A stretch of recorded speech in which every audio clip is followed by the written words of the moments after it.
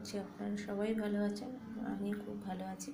আজকে অনেক দিন পর একটু আম মাখা খেতে ইচ্ছে করলো, জানেন তো।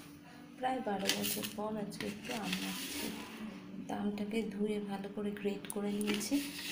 এর মধ্যে এবারে একটু চিনি দিলাম,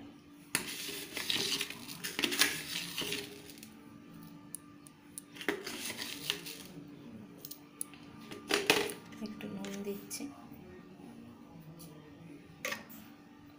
খুব টক আমটা, একটু কাসুন্দি দিলাম,